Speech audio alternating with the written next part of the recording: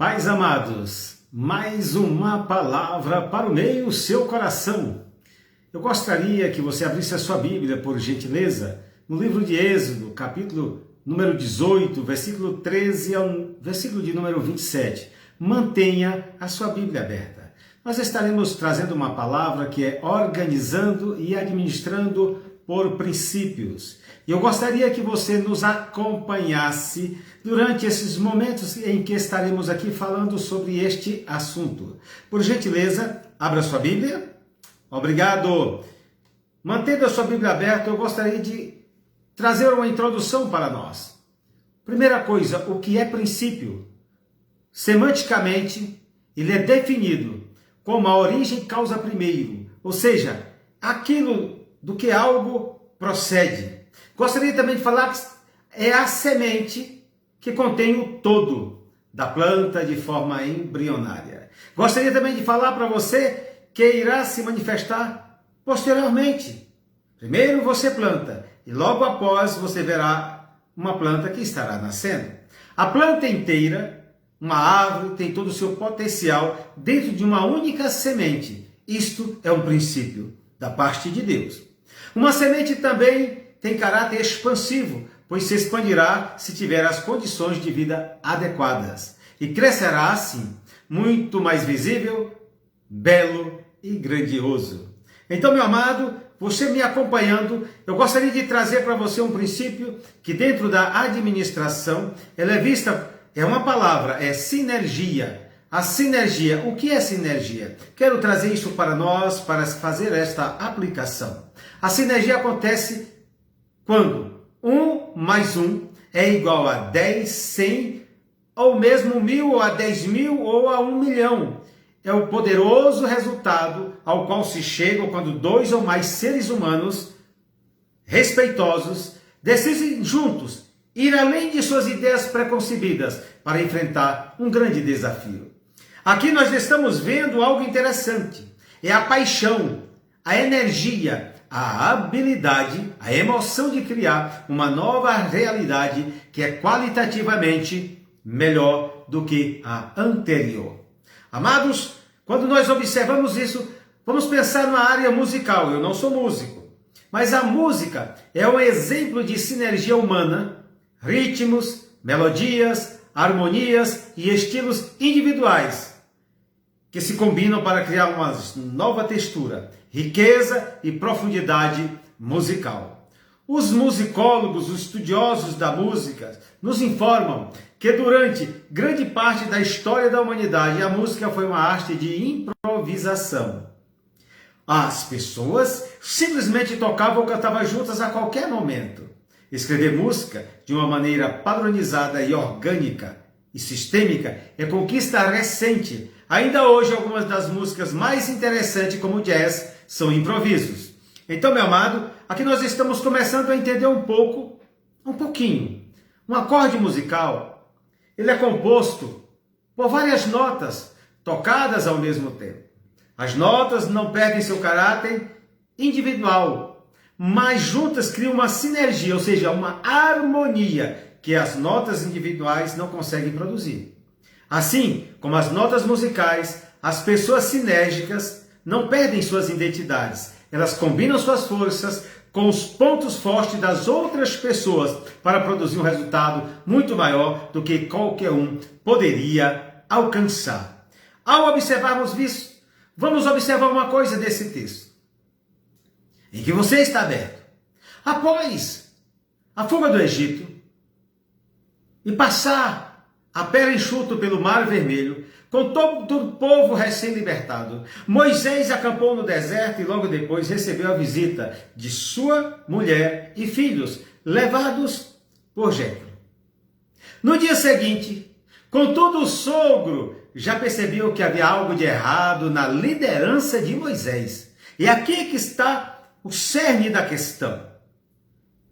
Quando viu uma imensa fila de pessoas aguardando horas até serem atendidas por Moisés, ele parou e ficou observando.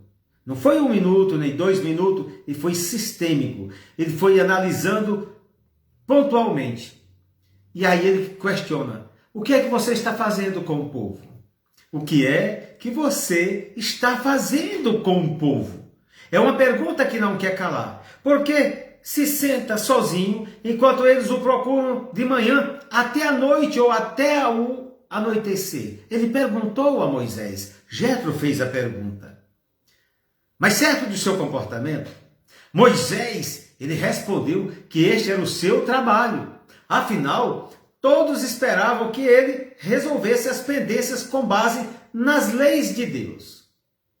Parecia um argumento sólido. No entanto, Jetro reforçou: o que você está fazendo não é certo. Está matando a si mesmo e ao povo que o acompanha. Já que é uma tarefa muito pesada e você não pode cumpri-la sozinho. Trazendo para nós nos dias atuais, N vezes falta esta visão da parte dos líderes que estão à frente do povo. Eles querem centralizar tudo e tomar as decisões sozinho. E aí, Jetro aconselhou: olha, Moisés, represente o povo diante de Deus. Ensine as leis, olha só, ensino, didascalia, ensino, palavra. Represente o povo diante de Deus e ensine as leis. Faça com que conheça o caminho a seguir, as ações que devem praticar. Ou seja, ele chama o povo ali a uma reflexão. Moisés, tu tem que ensinar essas pessoas as leis de Deus. Tu tem aprendido do próprio Deus. Agora tu traz esta palavra e ministra ao coração dessas pessoas, para que eles possam vivenciá-las, conhecer o caminho, e seguir as ações que devem praticar. Na linguagem administrativa, Jetro falou para ele: atue estrategicamente. Para você, meu amado, que é líder, que é pastor, ministro da casa de Deus, Deus te chamou para liderar e Deus está te falando: administre estrategicamente. Trabalhe, faça estratégia. Ensine os povos, ensine os teus líderes. Delegue. E ao fazer isso, você está fortalecendo a tua liderança. Ficará mais fácil para que você tome as decisões necessárias e não as decisões não necessárias. Ok?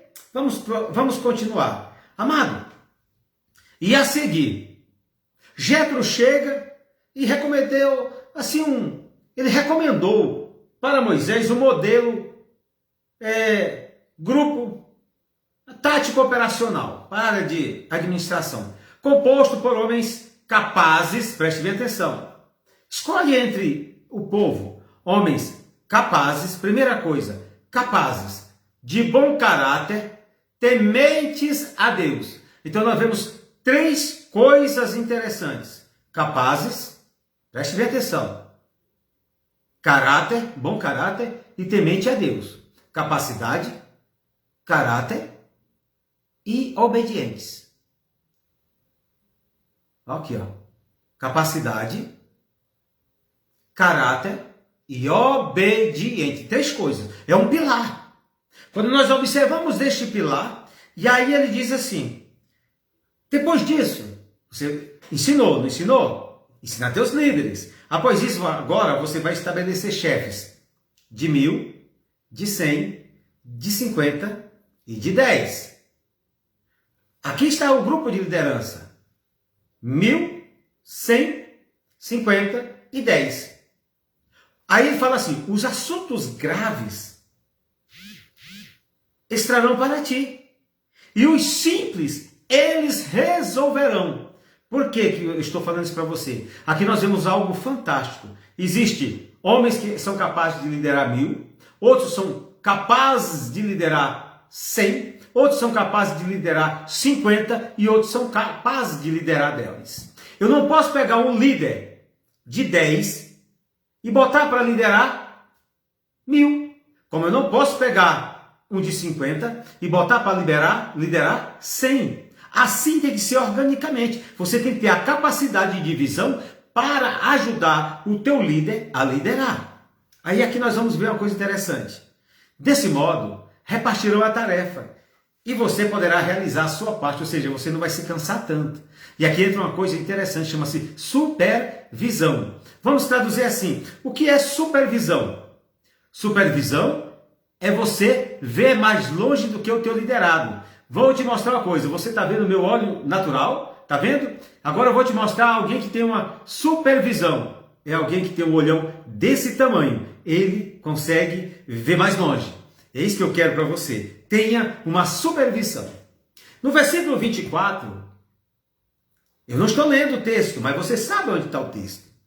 A história diz que Moisés aceitou o conselho do sogro.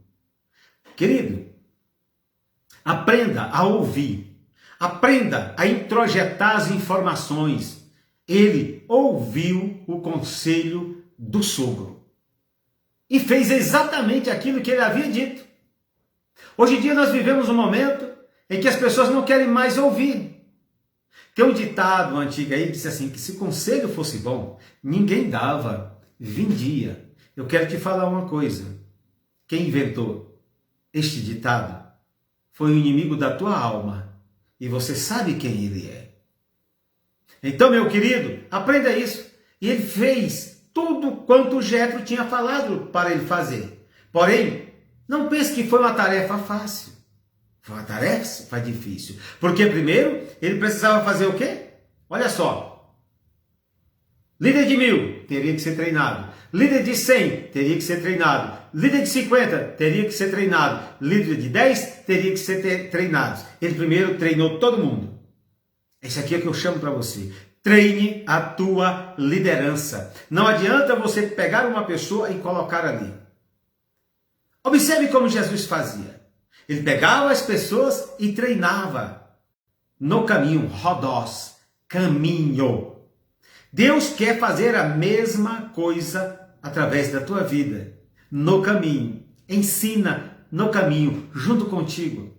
Não deixe os teus obreiros sozinhos. Caminhe com eles. Momentos de dificuldade carregue para que eles aprendam, junto contigo, a experiência para resolver certas situações. E fazendo assim, eles estarão aprendendo contigo e se fortalecendo no conhecimento. E você vai estar os auxiliando. É nesse momento que eu entendo e creio que você, como um homem de Deus, pode fazer dessa forma maravilhosa. Agora, eu quero te dizer uma coisa. Não foi fácil, de forma alguma. Não foi fácil.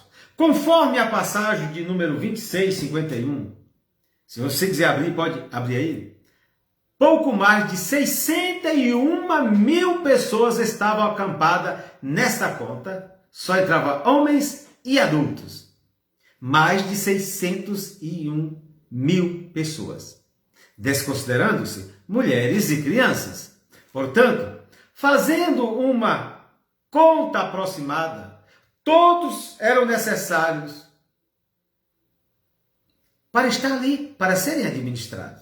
E precisavam de liderança para os administrar. Vamos pensar numa visão administrativa. Mais de 75.000 líderes eram necessários para sustentar a estrutura organizacional recomendada por Jetro. Pense numa empresa com mais de 75.000 CEO. Olha só, executivos, gerentes e supervisores. E Moisés observava tudo, ele era o presidente master, vamos se falar assim, daquele agrupamento, daquela nação chamada Israel. Então, amado, o princípio da individualidade de Deus. Todas as coisas no universo de Deus revelam sua infinitude e diversidade. Cada pessoa é criação única de Deus, destinada a expressar a natureza da individualidade de Cristo na sociedade. Então, meu amado, quando você estiver pensando sobre os teus líderes, imagine isso. Há um Deus somente, só um Criador do universo. Deus, ele é infinito, onisciente, diverso e único. Olha, tudo que Deus fez e faz revela o seu caráter e controle sobre este mundo. Deus é a única fonte, origem causa de uma existência distinta e separada. E observamos mais uma coisa: Deus criou o homem à sua imagem e semelhança. Cada um reflete a sua individualidade como obras de Deus. Cada um de nós, indivíduo, possui nobreza, dignidade e valor eterno. Amados, Deus me criou único, criou você único também. Sou especial, a ninguém igual, não sou igual a nenhum. Deus tem um plano para a minha vida, como tem um plano específico para a tua vida. Ele me fez segundo os seus propósitos. Ao observar esta palavra, em Efésios 2:10, porque somos feitura sua. Olha, preste atenção. Criados em Cristo Jesus para as boas obras. Então, meu querido, dentro desta observação, eu quero te chamar para que você compreenda o que é ter um caráter cristão. O caráter cristão é a imagem de Deus gravada internamente no indivíduo, que traz o domínio e mudança ao seu ambiente externo.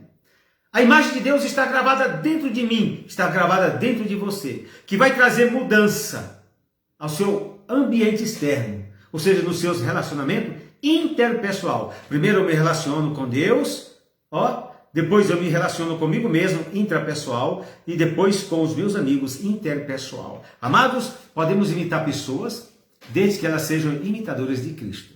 Aqui Paulo fala a mesma coisa: sede, pois, meus imitadores, como sou de Cristo. Então fica um chamamento para a minha vida e para a tua vida, tomarmos cuidados. Lá em 2 Coríntios 3,18 diz assim: mas todos nós, com o rosto descoberto, refletindo como um espelho a glória do Senhor, somos transformados de glória em glória, na mesma imagem, como pelo Espírito do Senhor. Então, meu amado, aqui nós vemos o caráter de Deus. E aí eu quero te trazer uma pequena palavra sobre soberania. Governo é o fluir de poder e autoridade. A fonte de toda autoridade, lei e governo encontra-se em Deus e é definida em sua palavra. O Deus Criador, regente e soberano do mundo. Deus nos constituiu senhores de nós mesmos, como um reflexo da sua própria soberania. Podemos pensar, planejar, realizar, avaliar o que nós fizemos ou fizermos. Eu quero que você entenda isso. Não somos feitos marionetes. Nós temos capacidade de planejar, pensar, planejar, realizar e avaliar o que fizemos. 4 coisas. Não somos feitos marionetes, mas seres pensantes e potencialmente prontos para um relacionamento de interdependência com o nosso Deus. Então, meu amado, é Deus te chamando a uma tomada de consciência sobre o que Deus tem na tua vida. Amado, princípio, semeadura e colheita. Gálatas 6, 7, 8. Não vou ler, nem vou citar, você conhece. Depois você lê aí na sua palavra. Este princípio começa quando temos fé interna em sua palavra e a obedecemos. É o princípio da semeadura e colheita. Cremos que podemos acreditar nas consequências. Esta fé nos leva a obedecer a Deus, interna e externamente, tanto aqui dentro quanto lá fora, tanto nas minhas atitudes e pensamentos, levando todo o pensamento cativo ao Senhor, quanto nos meus relacionamentos com as pessoas, interna e externa. Essa obediência, quando duvidamos de sua palavra e desobedecemos, ou quando nos orgulhamos e desprezamos sua orientação e decidimos pelo nosso próprio caminho, o nosso fruto não será o crescimento, mas sim o declínio. Nesse momento eu te chamo a atenção para que você possa entender. Guarde essa palavra no coração: semeadura e colheita. Deus não se deixa escarnecer. Aquilo que o homem plantar, isso também ceifará. Então, abre o coração e guarde essa palavra no seu coração. Agora eu quero te falar uma coisa.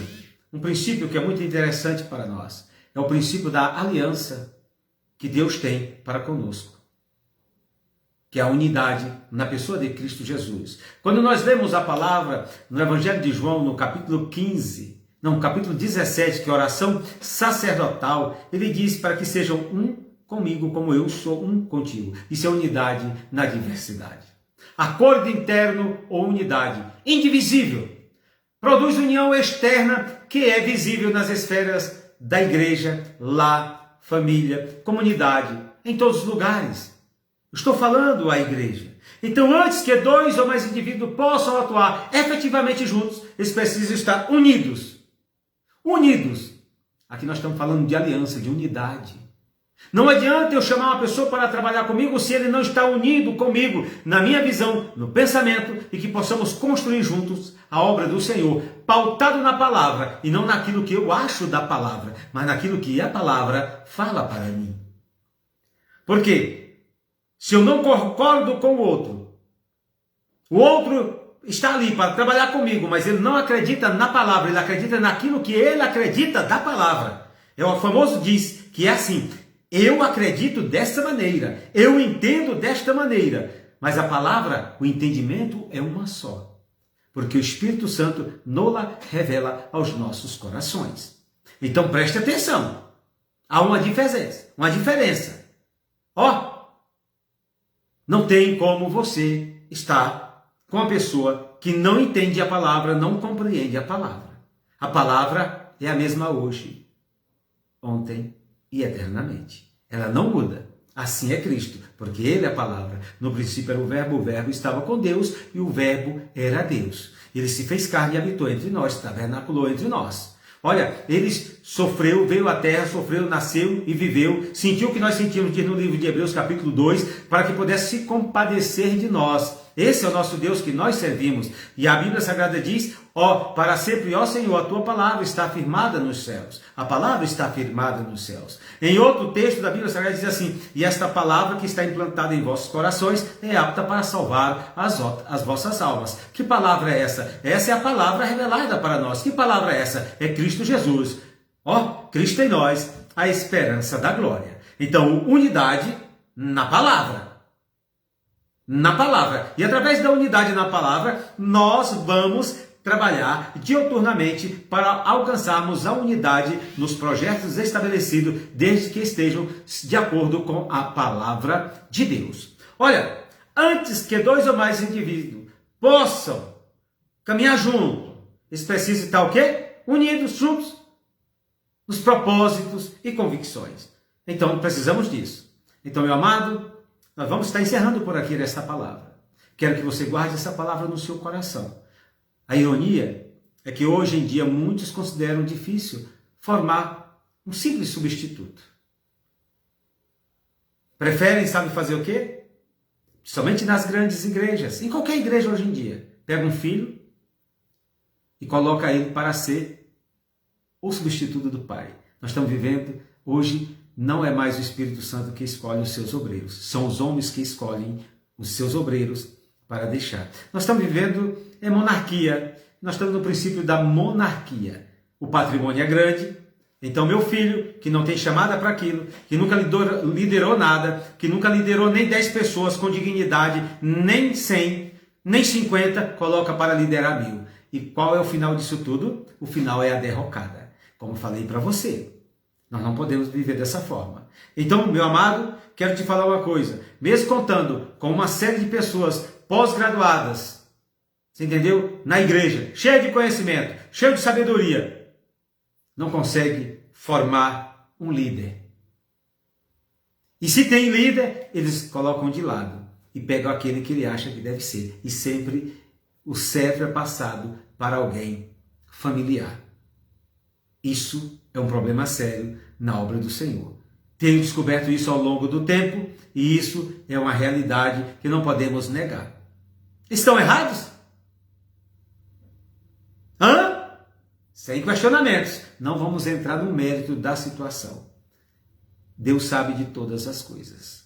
Amados, quero te falar uma coisa. Moisés construiu um time e tanto há mais de 3.300 anos atrás, só com iletrados. Então cabe a mim e a você. O que mais me encanta é o fato de que este líder bíblico, Moisés, aprendeu de verdade a lição recebida. Quando você vai ver um pouquinho mais na frente, no livro de Deuteronômio, ele começa já a pregar a terceiros o conselho do sogro e explica detalhes como este modelo de gestão facilitará o trabalho de quem se encontra à frente do trabalho. Então aqui eu fico observando e vendo. As igrejas bem-sucedidas têm pessoas como Jétro em seus quadros. As igrejas, empresas, aqui eu estou falando a igreja. Tem pessoas igual Jétro, elas são bem-sucedidas porque elas ouvem os conselhos, que atuam como mentores das grandes mudanças e são hábeis ao comunicar ideias a quem tem o poder de executá-las. Ele observa a situação e diz: nobre, vamos fazer desta maneira, isso aqui é assim, assim, assim. Ele traz a ideia e a pessoa que está à frente diz: muito boa essa colocação, vamos executá-la. Para o bem da obra, para o bem da empresa. Agora eu quero te falar uma coisa, quando o coração está grande demais, inchado no seu orgulho, a pessoa não dá ouvido a um Jétro dentro da igreja, dentro da empresa, e no final há um sofrimento grande para as pessoas que estão ali naquele lugar. Agora eu te falo uma coisa, essas empresas, essas igrejas atraem bons, vamos dizer assim, trabalhadores e bons obreiros, assim como Moisés. Você entendeu? Que mesmo nos altos postos de liderança e comando, abrem-se ao novo para ouvir, para entender, para compreender e conservam a humildade de escutar quem não está infectado pelo modus operandi. Modus operandi é a maneira de fazer. A pessoa pode estar lá no cume, no último degrau. Se ele não estiver afetado ou infectado pelo modus operandi, ele vai estar aberto a entender, compreender e é ensinável. Uma das coisas maravilhosas que eu entendo no ministério é um obreiro ensinável, que tem a capacidade de aprendizado. Hoje em dia, isso é muito difícil, a capacidade do aprendizado. Dentro da empresa será a mesma coisa, você pega, contrata um funcionário e ele não é capaz de aprender coisas novas, não serve, com certeza. Ele tem que estar aberto para estar aprendendo, construindo e trazendo novas informações para as pessoas, para que ele possa crescer a cada dia mais. Quando se para de crescer, para mim, está morto. Então precisa crescer a cada dia. Essa é uma palavra que eu trago para você no dia de hoje. Então, meu amigo, essa é a palavra que eu trouxe para você, organizando e administrando por princípio. Que Deus vos abençoe, que Deus vos guarde em Cristo Jesus. Fica na paz do Senhor.